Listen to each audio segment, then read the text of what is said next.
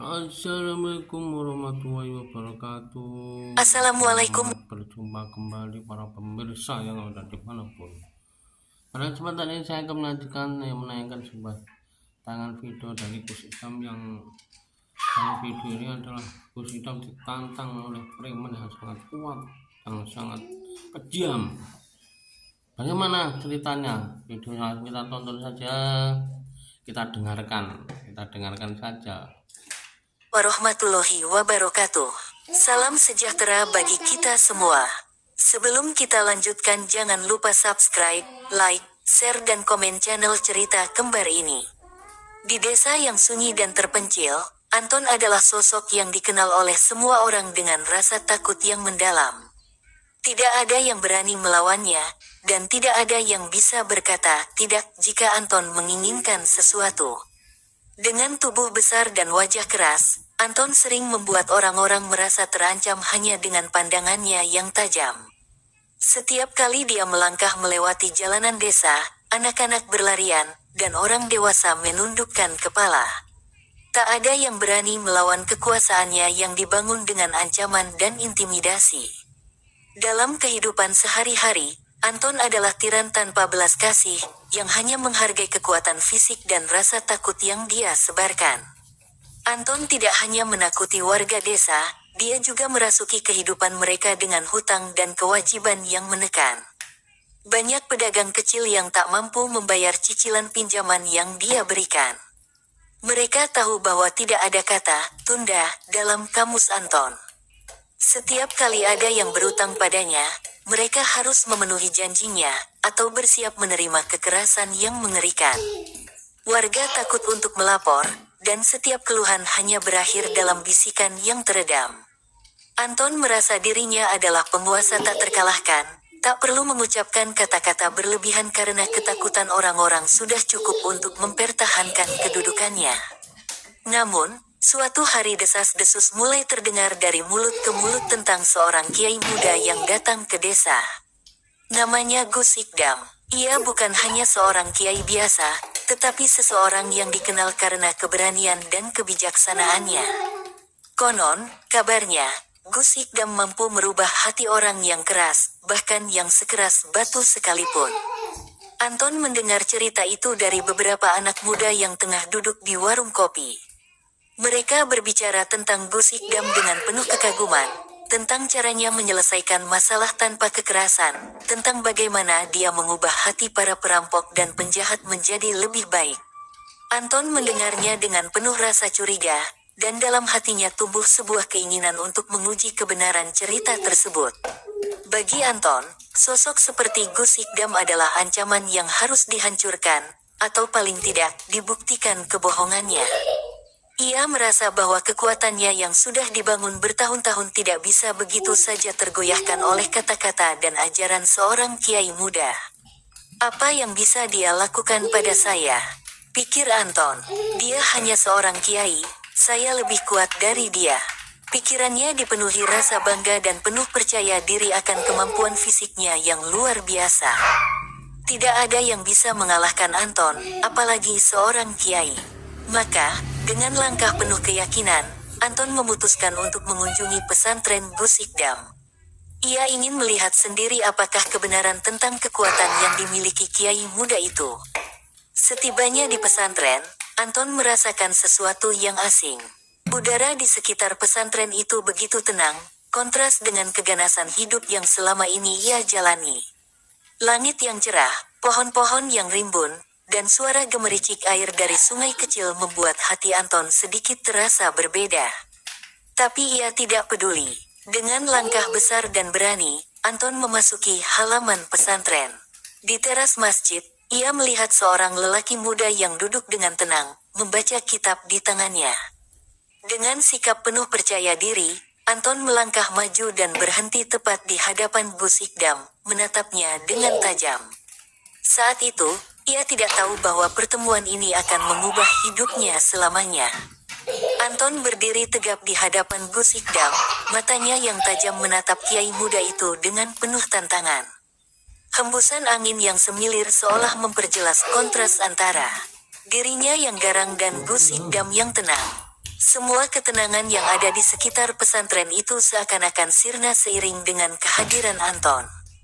Ia merasa dirinya adalah pusat dunia, sosok yang seharusnya ditakuti dan dihormati, dan ia datang ke sini untuk menguji sejauh mana kebenaran cerita tentang Gus Ikdam. Tanpa basa-basi, ia membuka mulutnya dengan nada kasar, "Gus, saya dengar kamu bisa menenangkan orang. Tapi saya ingin tahu, apakah kamu bisa menaklukkan seseorang seperti saya?" Gus Ikdam tidak bergerak sedikit pun. Wajahnya yang tenang seperti air yang jernih tak terganggu oleh kata-kata Anton. Ia mengangkat pandangannya perlahan, menatap Anton dengan tatapan yang dalam, seolah-olah menembus lapisan keras yang menyelubungi jiwa lelaki itu. "Kekuatan sejati bukanlah tentang menaklukkan orang lain, Anton," ujar Gus Ikdam dengan suara lembut namun penuh makna. "Kekuatan yang paling besar adalah ketika kita mampu menaklukkan diri kita sendiri, menundukkan ego, dan mengendalikan amarah." Anton merasa ada yang tidak beres. Suara Gus Ikdam tidak bergetar sedikit pun, seakan-akan dia tak takut sedikit pun terhadap ancamannya. Rasa bangga dan dominasi yang selama ini ia miliki mulai terasa rapuh. Tetapi ia tak akan menyerah begitu saja. "Kamu pikir bisa mengubah saya dengan kata-kata?" kata Anton dengan nada mengejek, mencoba mempertahankan kekuasaan atas situasi. "Saya tidak peduli dengan filosofi itu, Gus. Saya adalah yang terkuat di sini, dan saya tidak butuh siapapun untuk memberi pelajaran hidup." Gus Ikdam tetap diam, seolah tak terganggu oleh perkataan Anton. "Apa yang kamu cari sebenarnya, Anton?" tanya Gus Ikdam dengan penuh ketulusan. "Apa yang kamu harapkan dari semua kekerasan itu? Apakah kekuasaan itu bisa memberi kedamaian di hatimu?" Pertanyaan tersebut mengguncang Anton. Tiba-tiba ia merasakan sebuah ketegangan di dalam dirinya, sesuatu yang selama ini ia sembunyikan dengan tindakan-tindakan keras. Pertanyaan itu menyentuh sesuatu yang tersembunyi jauh di dalam hatinya, sebuah rasa kosong yang ia coba isi dengan kekuasaan dan ketakutan terhadap orang lain. Anton terdiam, matanya menunduk sejenak. Perkataan Gus Ikdam seperti petir yang menyentuh jiwa yang selama ini ia tutup rapat. Hatinya mulai gelisah, dan untuk pertama kalinya dalam hidupnya, Anton merasakan keraguan. Ia menganggap dirinya tak terkalahkan, namun kini ia merasa ada sesuatu yang lebih besar dari sekadar kekuatan fisik dan rasa takut yang ia sebarkan. Gus Ikdam tidak menyerang atau menyindir, ia hanya berbicara dengan penuh kebijaksanaan yang tak terbantahkan. Anton ingin mengalahkan Gus Ikdam, tetapi kata-kata itu membuatnya bertanya pada dirinya sendiri, apakah ia benar-benar tahu apa yang ia perjuangkan? Kata-kata Gus Ikdam terus bergema dalam pikiran Anton, meski ia berusaha menepisnya dengan keras. Ia merasa seperti ada sesuatu yang terguncang dalam dirinya, namun ia enggan untuk mengakui perasaan itu. Selama ini, ia hidup dengan hukum rimba, hanya yang kuat yang bertahan, dan itu sudah cukup baginya. Namun, kini, di hadapan Gus Ikdam, ia merasakan ada ketenangan yang menantang segala keyakinannya. Tidak ada yang pernah berbicara padanya seperti ini, tidak ada yang pernah mengajukan pertanyaan yang menggugah pikirannya sedalam ini. Anton merasakan kegelisahan yang belum pernah ia rasakan sebelumnya, seperti ada sesuatu yang hilang dalam hidupnya. Gus Ikdam, yang merasakan kegelisahan yang melanda hati Anton, tetap diam dengan wajah penuh kedamaian. "Kamu tidak perlu menjawab, Anton," ujar Gus Ikdam pelan. "Terkadang kita terlalu sibuk mengejar kekuatan luar, sampai kita lupa untuk mencari ketenangan di dalam hati kita. Seperti pohon yang besar dan kuat, namun akarnya rapuh, hidupnya akan mudah tumbang ketika diterpa angin besar." Suara Gus Ikdam yang lembut, namun penuh makna, menembus dinding keras yang selama ini dibangun Anton di sekeliling hatinya. Anton menundukkan kepala, mencoba mencerna kata-kata itu. Hatinya semakin berat, seolah-olah beban yang selama ini ia pikul semakin terasa nyata. Ia pernah menganggap dirinya tak terkalahkan, namun sekarang ia merasa rapuh. Dalam hidupnya yang keras, ia tidak pernah berhenti untuk bertanya mengapa ia merasa hampa, mengapa semua kekuasaannya tidak memberi kebahagiaan yang sejati. Gus Ikdam mengajaknya untuk melihat lebih dalam ke bagian diri yang selama ini ia abaikan. Apa yang sebenarnya ia cari selama ini? Apakah kekuatan yang ia bangun itu benar-benar memberikan kedamaian? Anton, kata Gus Ikdam, suara itu kembali memecah keheningan. Kekuatan yang paling besar adalah kekuatan untuk berubah, untuk mengubah cara pandangmu terhadap dunia. Kamu bisa memilih untuk terus menakuti orang lain, tetapi itu tidak akan membuatmu bahagia. Kebahagiaan sejati datang ketika kita bisa hidup berdamai dengan diri sendiri dan orang lain. Gus Ikdam melanjutkan dengan penuh ketulusan, apa yang kamu rasakan saat ini, perasaan yang menggelisahkan itu, adalah pertanda bahwa ada sesuatu dalam hatimu yang ingin keluar, sesuatu yang lebih baik dari yang selama ini kamu kenal. Anton mulai merasa bahwa kata-kata Gus Ikdam bukanlah sekadar nasihat kosong. Ada kejujuran yang mendalam dalam setiap kalimatnya. Ia merasa seperti sedang dihadapkan pada pilihan besar, terus hidup dalam kebanggaan dan ketakutan yang ia ciptakan, atau mulai membuka hati dan menerima kenyataan bahwa ada jalan lain yang bisa memberinya kedamaian. Sesuatu dalam dirinya mulai meronta, meminta kesempatan untuk berubah. Anton tidak tahu apakah ia siap untuk itu, tetapi untuk pertama kalinya, ia merasa ada secercah harapan di luar kekuatan fisik dan ketakutan yang selama ini ia anut. Anton pulang ke rumah malam itu dengan langkah yang berat, seakan seluruh dunia yang biasa ia kuasai telah berubah dalam sekejap. Wajah Gus Ikdam terus terbayang di benaknya. Kata-katanya yang penuh kedamaian kini mengendap di hati Anton, menembus lapisan keras yang selama ini ia buat untuk melindungi dirinya.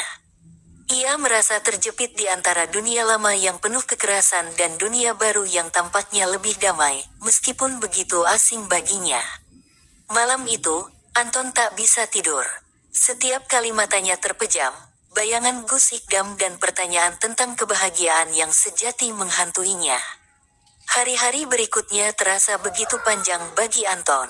Ia mencoba untuk kembali ke rutinitas lamanya, berkeliling desa, menakut-nakuti pedagang yang terlambat membayar hutang, dan mengintimidasi siapapun yang dianggapnya lemah. Namun, perasaan kosong dan gelisah itu semakin kuat. Setiap kali ia memperlihatkan kekerasan, ada sesuatu di dalam dirinya yang menjerit untuk berhenti. Anton mulai merasa aneh, seperti dirinya yang dulu sudah tidak ada lagi. Rasa marah yang biasa ia perlihatkan terasa lebih pahit, dan semakin banyak hatinya yang merasa hampa. Keinginan untuk mengubah dirinya, untuk menjadi lebih baik, semakin tak bisa dibendung.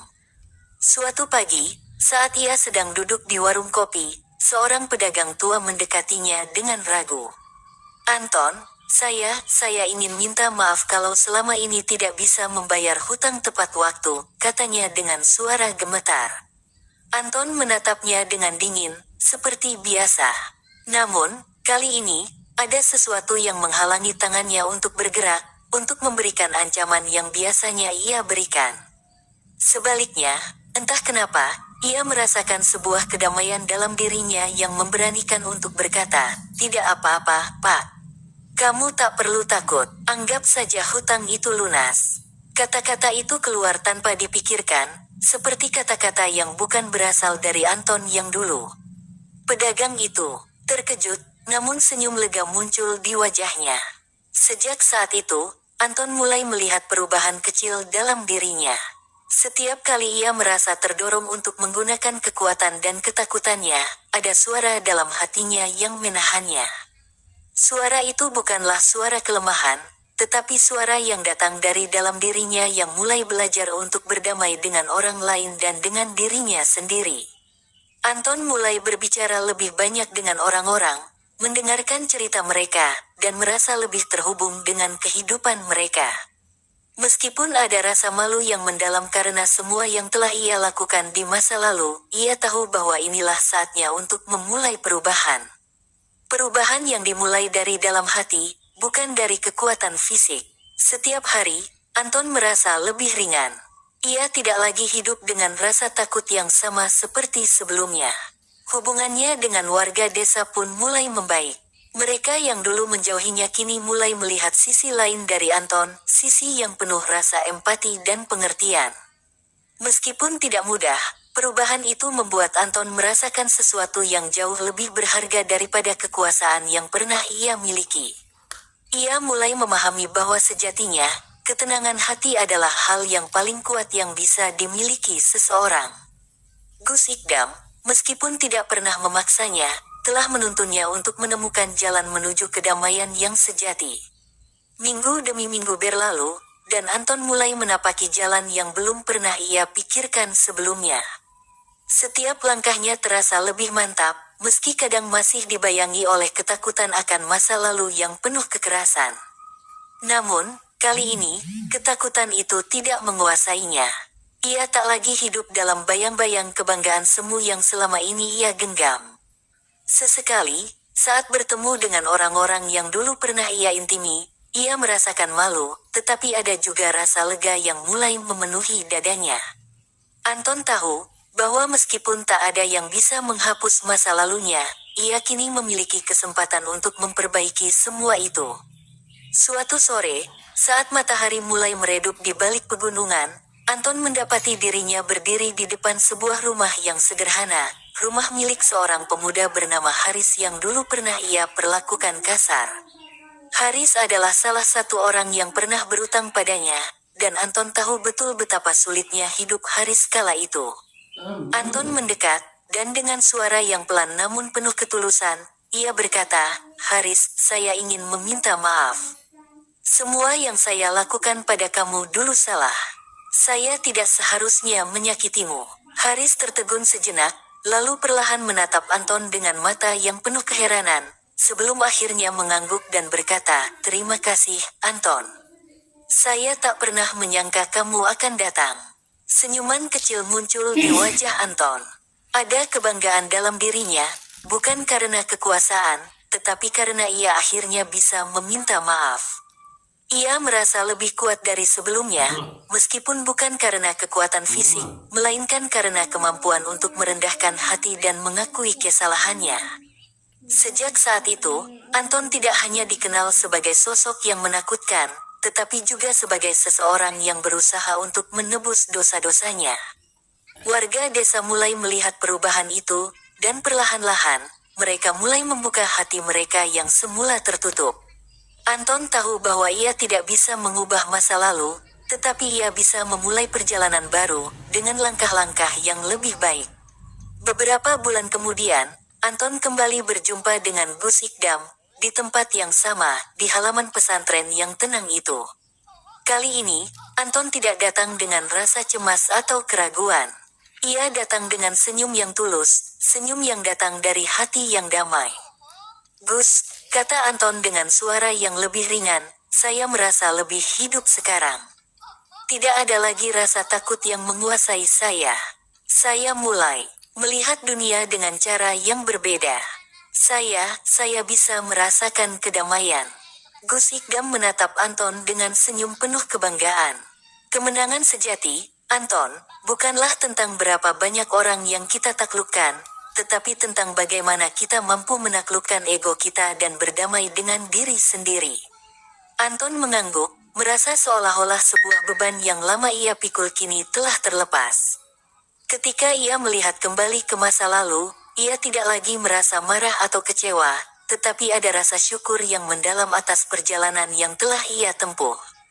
Perubahan yang terjadi bukanlah sebuah keajaiban instan, melainkan hasil dari kesabaran dan kemauan untuk membuka hati. Gus Ikdam tidak hanya mengajarkan Anton tentang agama, tetapi juga tentang kehidupan yang lebih penuh makna, kehidupan yang lebih bermartabat. Anton tahu bahwa kedamaian yang ia rasakan saat ini adalah kemenangan yang lebih berharga dari segala kekuatan yang pernah ia miliki. Oke, demikian tadi kisah dari Gus Idam yang sudah kita dengarkan mulai awal sampai akhir. Semoga bisa menjadikan motivasi bagi kita semua. Sekian dulu, assalamualaikum warahmatullahi wabarakatuh.